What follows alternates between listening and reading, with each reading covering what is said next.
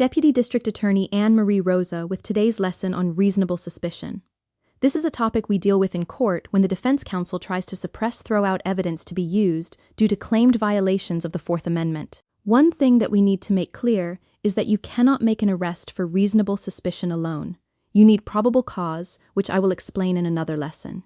Anytime you hear the words, "they were arrested on suspicion of," know that this is not a true statement. Journalism students, take note. In order for police to detain someone, restrict their freedom of movement, they must have reasonable suspicion that criminal activity is afoot. Detentions occur when an officer briefly detains and investigates a person based on reasonable suspicion of criminal activity. In legal proceedings, the issue becomes, did reasonable suspicion exist to support a detention and or subsequent arrest? For example, a traffic stop is a detention.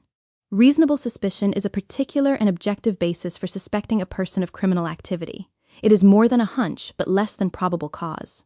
The traffic stop could be for a violation of the law, such as illegally tinted windows, or a suspected crime, such as a driver weaving side to side in the lane, indicating a violation of driving under the influence. In this lesson, I'm going to discuss case law surrounding this issue.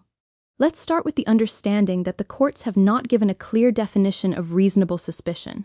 They have not put it into a concise set of rules and guidelines because of the vagueness of reasonable suspicion. The courts prefer to look at the totality of the circumstances and a reasonable officer, terms you will hear often in this class. Consider this lesson as a guide rather than a step-by-step checklist. The seminal case law on reasonable suspicion is Terry v. Ohio, 392 U.S. 1, 1968. This landmark U.S. Supreme Court decision established the legal standard for stop and frisk. The court ruled that police officers can briefly detain a person on the street and pat down their outer clothing for weapons without a warrant or probable cause, provided they have a reasonable suspicion that the individual is involved in criminal activity and may be armed. In October 1963, a plainclothes Cleveland detective named Martin McFadden observed John Terry and two other men repeatedly pacing back and forth, peering into a jewelry store window. Suspecting the men were casing the store for an armed robbery, Detective McFadden approached them, identified himself as a police officer, and asked for their names. When the men mumbled a response, the officer grabbed Terry, spun him around, and patted down his outer clothing. He felt a pistol in Terry's breast pocket and subsequently found another weapon on one of his companions. Terry was charged with carrying a concealed weapon and sentenced to 3 years in prison.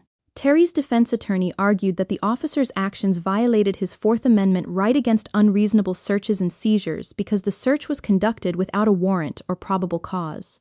The case went all the way to the Supreme Court to determine if the weapons discovered during the pat-down should be suppressed as evidence. In an 8-1 decision, the Supreme Court ruled in favor of the state, establishing what is now known as a Terry stop. The court's rationale included several key components. Stop standard.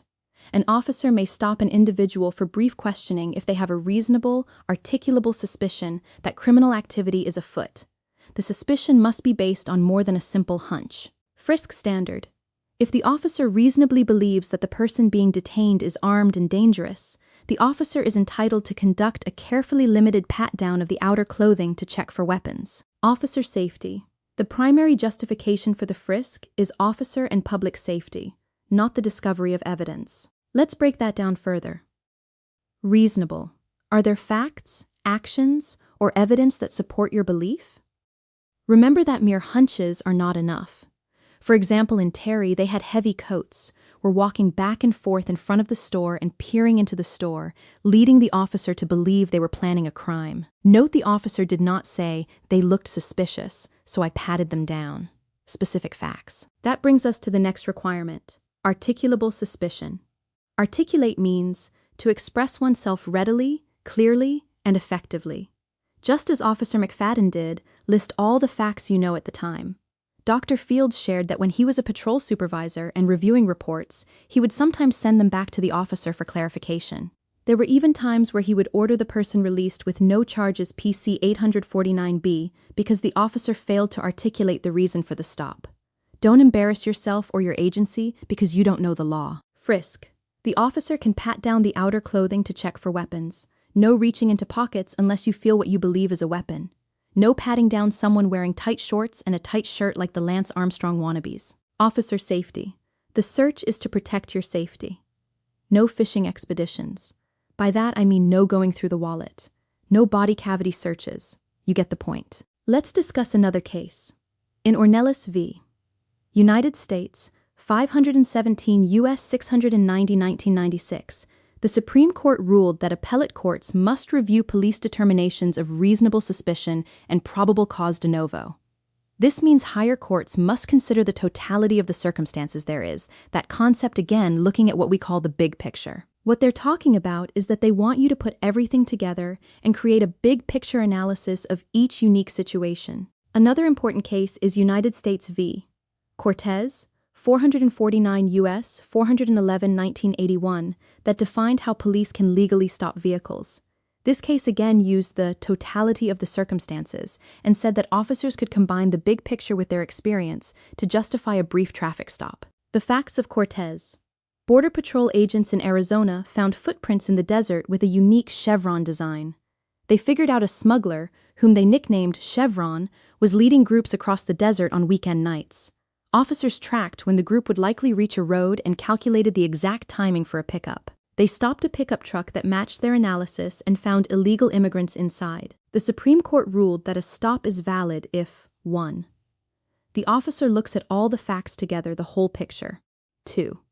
The officer makes deductions based on their training and experience. 3. The officer has a specific, clear reason to suspect the specific car they stopped was involved in criminal activity. This allows officers to connect small clues, like the time, the area, and the type of vehicle, to detain a person, even if every individual clue might seem innocent on its own. You need specific facts, not vague conclusions like the defendant was behaving in a suspicious manner. The courts have ruled that police can use rational inferences, meaning that when an officer observes facts and can articulate those specific facts, the officer, based on their training, can make inferences from those facts that criminal activity is afoot. It is critical for the officer to articulate all of this in their report. The specifics.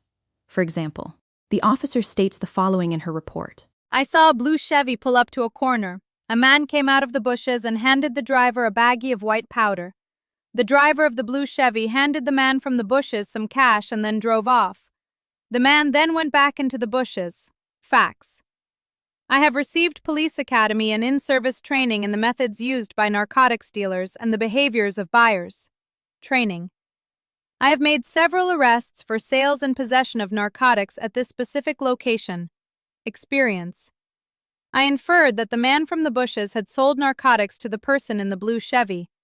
I detained both parties for further investigation. Clear documentation of articulable facts that justify the detention. I also think it's important to remember that the end does not ever justify the means.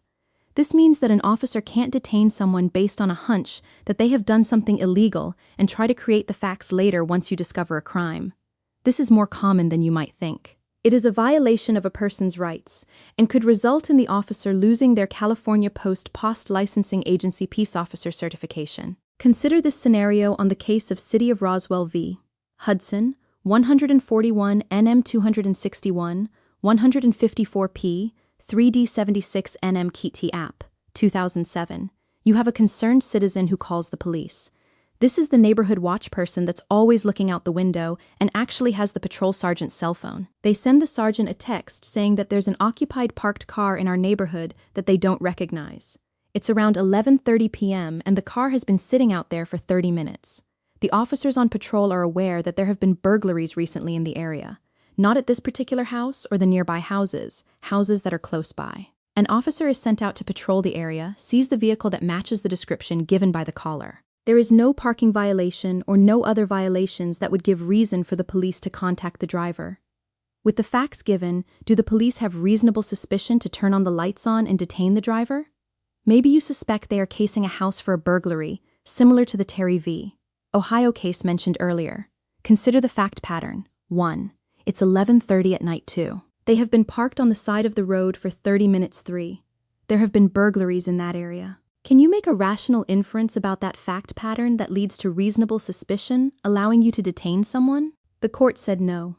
The officer approached the vehicle, noticed no criminal activity, and asked the passenger Hudson for his identification.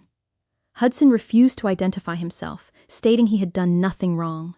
He was subsequently arrested and convicted in municipal court for obstructing an officer. The Court of Appeals found that the officer's act of parking the patrol vehicle directly behind Hudson's car transformed what could have been a casual conversation into an investigatory detention or seizure.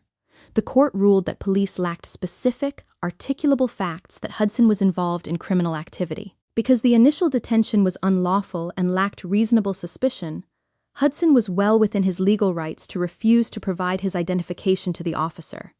Consequently, the court overturned his obstruction conviction. The officers could have initiated a consensual encounter, which is covered in a separate lesson in this class, but the court ruled that pulling in behind the car and turning on their lights constituted a detention, and anything that happens past that point becomes illegal. In its most recent decision on this matter, the court affirmed that reasonable suspicion analysis depends on the totality of the circumstances, not isolated facts viewed separately. In District of Columbia v. R.W. 146 South Court, 1069-2026, the U.S. Supreme Court reaffirmed that officers may rely on common-sense inferences when evaluating suspicious behavior, including unprovoked flight, evasive actions, and unusual conduct during a late-night encounter. The ruling matters for law enforcement officers because it reinforces that courts must evaluate the full context of a stop rather than dismissing individual observations one by one. There are several other cases that address detentions, and you will learn those in the Constitutional Law for Criminal Justice class. I want to remind you once again that the California Commission on Peace Officer Standards and Training (POST) considers dishonesty, abuse of power, or knowingly making a false detention/arrest serious misconduct and can revoke your peace officer certification. Find more at https://post.ceha.gov/decertification process. I'm Deputy District Attorney Anne Marie Rosa, and that is your lesson on reasonable suspicion.